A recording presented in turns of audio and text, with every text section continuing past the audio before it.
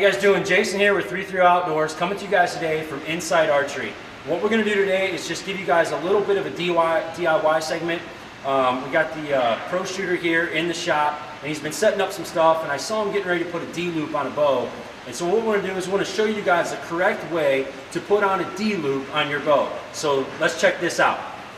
Alright, the first thing you want to do, you can see the burnt end loop that we got here.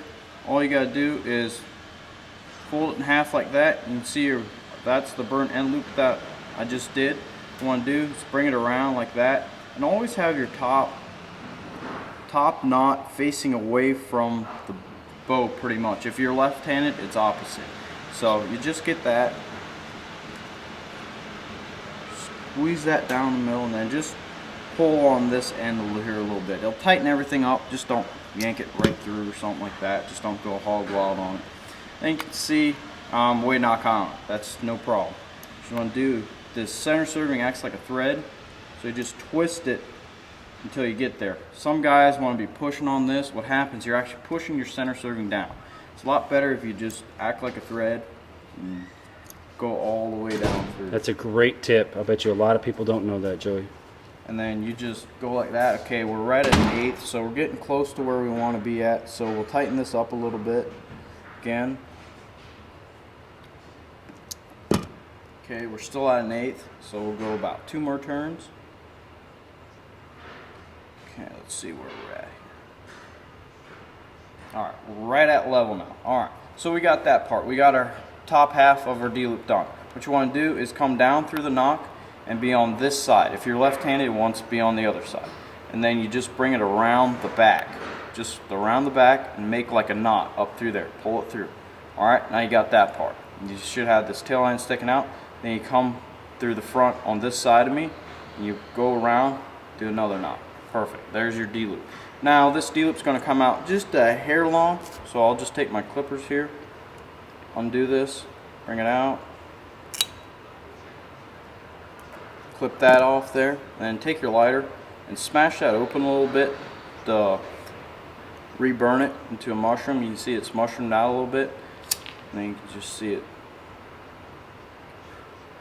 fold up right into a mushroom. Now I'll flatten it out a little bit, but you don't want to have that complete. What happens if you do that, the ends will tend to crush out, and I'll just burn it a little bit, make it into a little bit more of a mushroom.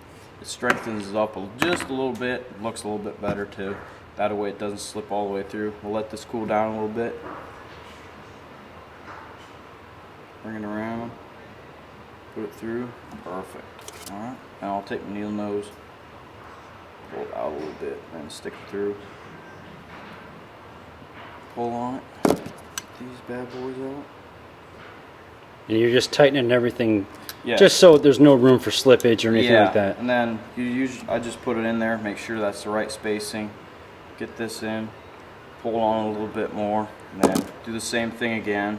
You really don't have to do that, but just double check everything. Alright, we're just a touch knock high still. So I'll do that turning method again. Just take one more twist in it. Perfect.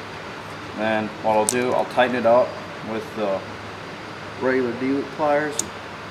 You see that stretched everything out a little bit. The ends of this thing are on the outside.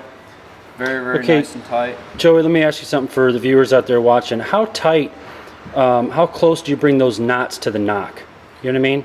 How much play should the nock have in between the two knots? Nothing at all. Okay. You should not be able to move it. If you can, let me get a G-knock here and I'll explain to you. Because there's all kinds of different knocks out there. You almost have to make your D-loop to what your knock is. Okay. You can see I put this G-knock in. Mm-hmm. It's got a little bit of play. What that's going to do is cause highs and lows on your shot as it goes off, because it might be sitting there when it goes off, or it might. A lot of guys won't notice it, but once you're shooting 20 yards and you're shooting precision, you will notice that on it. What you also want to do is you don't want to get it extremely tight, otherwise then you'll get knock pinch. But you want to have so it has no play in between there. For a guy that's got it too tight and has knock pinch at home, he's trying to paper tune his bow at home and he's absolutely about to throw everything out into the lake. What does knock pinch create if you're trying to tune your stuff up at home? It causes high-low, pretty much all depends on what the knock pinch is. It can create lefts and right a little bit. Also, it all depends on your knock also. Okay. The bigger knocks like this usually create more knock pinch than the smaller knocks. So it's just whatever you're running on your bow. Okay, so just make sure it's flush, but not too tight, and no play whatsoever. Yeah, no play whatsoever. Beautiful. I mean, some guys, I've had customers come in, you can take their knock and literally play a fiddle with it in between their D-loop, and they're saying it's not accurate. It's of course not accurate because you're designing a different knock height every single time you shoot it. So Beautiful. you can see we're knock level here. I mean, what more do you want? This Vendetta shoots awesome. Okay, You can get it to run very, very nice with that. great. Well, thanks, Joey, for your time. Yeah.